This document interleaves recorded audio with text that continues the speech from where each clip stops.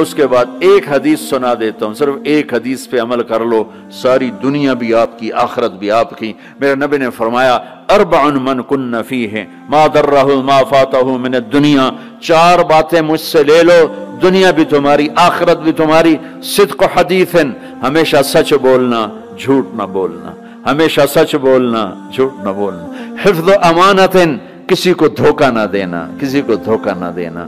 سارے ایسے ترقی یافتہ ملکوں میں ہمارے انڈیا پاکستان کے نوجوان دھوکہ دیتے ہیں لڑکیوں کو، مقامیوں کو، کہ ان سے شادیاں کرتے ہیں، پیپر بنا لیں، پیپر بنتے ہیں پھر بھاگ جاتے ہیں۔ میرے نبی کو بدنام نہ کرو، میرے نبی کو شرمندہ نہ کرو۔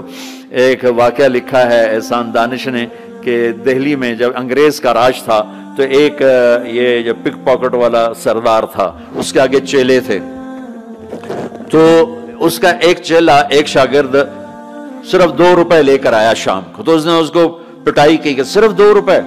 اس نے کہا استاد آج بہت موٹا مال کمایا تھا، آج ایک انگریز کی جیب کاٹی تھی، اس میں بڑے پیسے تھے، لیکن جب میں 4 قدم چلا تو مجھے خیال آیا کہ قیامت کے دن اگر عیسیٰ علیہ السلام نے میرے نبی کو گلہ دے دیا کہ آپ کے امتی نے میرے امتی کی جیب کاٹی تھی، تو مجھے ان کی وجہ سے، میری وجہ سے میرے نبی کو شرمندہ نہ ہونا پڑے، تو میں نے جا کر اس کو واپس کر دیے اور یہ 2 روپے اپنے دے کھسکا کے لائیں۔ تو وہ اس کا استاد بھی رونے لگا کہ بیٹا یہ 10 روپے تیرا آج کا انعام ہے، تو نے کمال کر دیا۔ تو میرے عزیزو، ایسا کام نہ کرو جس سے تمہارے نبی کو شرمندہ ہونا پڑے۔ یہاں رہتے ہو صحیح طریقے سے پیپر بناؤ، غلط طریقے سے پیپر مت بناؤ، ٹیکس چوری مت کرو، ٹیکس کی چوری کے لیے ہیلے بہانے جھوٹ مت کرو۔ مسلمان سچ بولتا ہے، جھوٹ نہیں بولتا، مسلمان دھوکہ نہیں دیتا، دیانتداری سے کام کرتا ہے۔ 4 ٹکے بچا کر کیا کر لوگے؟ جھوٹ تمہارے چہرے کی لعنت بن جائے گا، قیامت کے دن کی سیاہی بن جائے گا۔ اور میرے نبی نے فرمایا جو دھوکہ دیتا ہے وہ میری امت سے خارج ہو جائے، من غش فلیس منا، جو نماز نہیں پڑھتا میری امت سے خارج ہو گیا، یہ نہیں کہا۔ جو روزہ نہیں رکھتا میری امت سے نکل گیا، یہ نہیں کہا۔ جو دھوکہ دیتا ہے میری امت میں سے نکل گیا، میری امت میں سے نہیں ہے۔ تو یہاں رہنا ہے تو سچائی کے ساتھ رہو، دیانتداری کے ساتھ رہو۔ شادیاں کی ہیں تو پھر نبھاؤ، پھر اس سے نبھاؤ، پہ فراڈ نہ کرو۔ ایک دن آنے والا ہے تمہیں اللہ کے سامنے کھڑے ہونا ہے، تمہارے دھوکے فراڈ سارے کھول کے اللہ تعالیٰ الگ دکھا دے گا، اور اس دن شرمندگی ایسی ہوگی کہ کہیں چھپنے کی جگہ بھی نہیں ملے۔ تو اللہ کے واسطے ایسے مسلمان بنو کہ تمہارے ذریعے سے تمہارا اسلام چمکے، روشن ہو، یہاں کی حکومت تمہاری تعریف کرے۔ یہاں کی حکومت تمہیں کتنی مذہبی آزادی دے رکھی، کتنی آسانیاں دے رکھی ہیں، تو ان کے ساتھ چیٹنگ مت کرو، ان کو دھوکہ مت دو، ان کے ساتھ فراڈ مت کرو، ان کا ٹیکس نہ چوراؤ، ان کو پورا ٹیکس دو، جتنا وہ تمہارا بنتا ہے سارا دو۔ اللہ تمہیں یہ تمہارا صدقہ بنے گا۔ زکوٰۃ تو مسلمان کو دی جاتی ہے، یہاں تمہیں نظر نہیں آتا، اپنے پاکستان میں، انڈیا میں زکوٰۃ بھیجو، لیکن صدقات ان کالوں کو دو جو غربت کے مارے تمہارے گھروں میں کام کرتے ہیں، تمہارے پاس کام کرتے ہیں، ان کو صدقات دو، نفلی صدقات، ان کو جتنا دے سکتے ہو دو، یہ تمہارے ہمدرد بنیں گے، تم سے محبت کریں گے، تم سے تمہارے قریب آئیں گے، تمہارے احسان مند ہوں گے۔ مسلمان بخیل نہیں ہوتا، مسلمان سخی ہوتا ہے۔ تم ایسے جوڑ کے کیا کرو گے؟ قبر میں کتنے لے کے جاؤ گے؟ تو میرے نبی نے فرمایا ایک سچ بولو، ایک دھوکہ نہ دو۔ تیسرا فرمایا اخلاق اچھے کرو، حسن و خلیقت، اپنے اخلاق اچھے کرو۔ اور چوتھا فرمایا عفت فی طعمت، رزق حلال کمانا، حرام نہ کمانا۔ یہاں آ کے شراب کی دکان نہ کھول بیٹھنا کہ پیسے زیادہ بنتے ہیں، آگ لگا دو اس کمائی کو جس پہ تمہارا اللہ ناراض ہو اور اللہ کا رسول ناراض ہو۔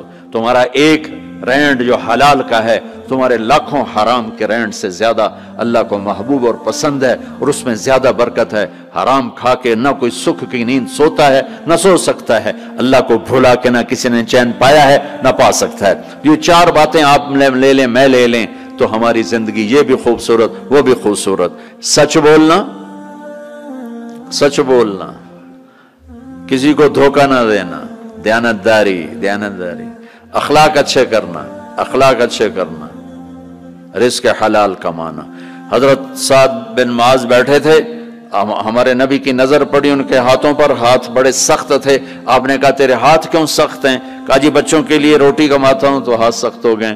تو آپ نے ان کے ہاتھوں کو پکڑ کے بوسہ لیا ایسے اور فرمایا بچوں کو حلال کھلاتے جو ہاتھ ایسا ہو جاتا ہے اس پہ جہنم کی آگ حرام ہو جاتی۔ ہماری تو आपकी कमाइयों में सच और दयानतदारी हो तो अल्लाह की कसम 24 घंटे नमाज लिखी जाएगी। पांच नमाजें नहीं लिखी जाएंगी, 24 घंटे के सजदे लिखे जाएंगे।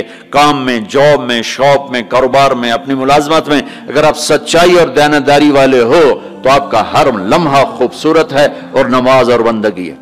अपनी फैमिलीज के साथ रहते हो, माँ बाप हैं, उनकी दुआ ले लो, उनकी दुआ ले लो। बीवियां साथ हैं, उनको इज्जत दो, एहतराम दो। घर वालों को हुस्न सलूक से रखना ये बहुत बड़ा ईमान है। मेरे नबी ने फरमाया सबसे आला दर्जे का मुसलमान वो जो बीवी के साथ अच्छा सलूक करता। पर आपने कहा मैं अपनी बीवियों के साथ सबसे अच्छा सलूक करता। तो वो एक नौजवान मेरे पास आया, कहने लगा जी बीवी से झगड़ा बहुत होता है तो मुझे कोई तावीज़ दे दो। मैंने कहा बीवियों पे तावीज़ चलते ही कोई नहीं।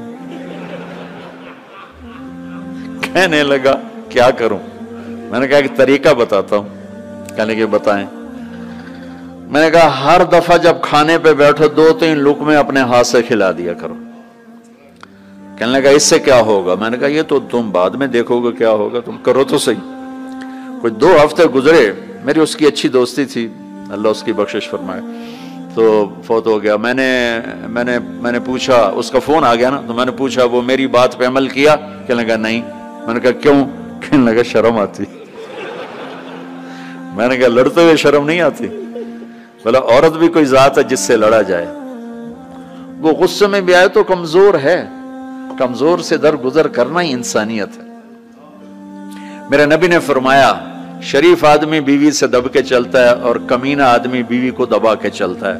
तो मैं कमीना बन के नहीं रहना चाहता, मैं शरीफ बन के रहना चाहता हूं। यग़लिबुहुन्नल लईम व यग़लिबनल करीम लान अकून मग़लूबन करीमन अहब्बु इलैया मिन अन अकून लईमन गालिबन। सुभान अल्लाह। तो मैं शराफत वाला बनना चाहता हूं, कमीना नहीं बनना चाहता। मैंने कहा तुम्हें लड़ते हुए शर्म नहीं आती? गामा पहलवान पंजाब वालों ने सुना होगा, बहुत बड़ा रुस्तम था।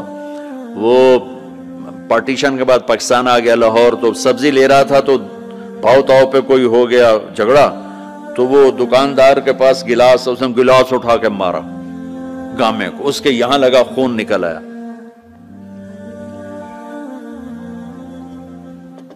उसने चुप करके पकड़ी खोली और नीचे से यूं उसको लाकर बांध के चल पड़ा।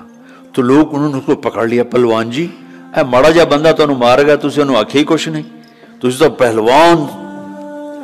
कहने लगा माड़े नु मारदे शर्म आती है। वो कहने लगा कमजोर को मारते हुए शर्म आती। तो औरत पे हाथ उठाना, ये गालियां देना, उसके माँ बाप को गालियां देना, ये तो जानवरों का काम है, इंसानों का काम तो नहीं है। मैंने कहा कर और मुझे बता। कोई 2 घंटे बाद उसका फोन आया, कहा मौलाना साहब कमाल हो गया। मैं क्या हुआ? कहा मैंने उसके मुंह में लुकमा डाला, उधर मुंह थे खुले रह गए, मुंह खुले रह गया। मुझसे कहने लगी तू खुद तो कर नहीं सकता, किसने तुम्हें ये सिखाया है? किसने सिखाया? उसने कहा मुझे मौलवी तारिक जमील ने सिखाया। उन्होंने ऐसे झोली उठा ली। अल्लाह मौलवी तारिक जमील और उसके बच्चों का भला करे जिसने तुम्हें इंसान बनाया। अपने घरों को आबाद करना है तो अखलाक अच्छे करो, बोल मीठा करो, बच्चे साथ हैं उनको मोहब्बत से लेकर चलो। आप ऐसे देश में हो जहां हमारा दीनी माहौल नहीं है, आपको बनाना पड़ेगा। और दीनी माहौल बनाना माशाल्लाह, बहुत मस्जिदें देखी, मदरसे देखे, बहुत खुशी हुई, लेकिन माहौल बनाने के लिए कुछ और भी है। मोहब्बत दो। उलमा से कहता हूँ आपस में प्यार मोहब्बत की फिजा कायम करो। शिद्दत पे ना चलो, नरमी पे चलो, फतवेबाजी पे ना चलो, मोहब्बत से चलो। इख्तलाफ राय करो, पर इख्तलाफ राय को कुफर तक पहुँचा देना, हराम तक पहुँचा देना, ये अहले इल्म का काम नहीं है। अहले इल्म होते हैं जो हलीम होते हैं, वक़ूर होते हैं, और वो दरगुजर करने वाले होते हैं, मोहब्बत करने वाले होते हैं, माफ़ करने वाले होते हैं, बर्दाश्त करने वाले होते हैं। छोटी छोटी बातों पे फतवाबाजी, इससे बचो।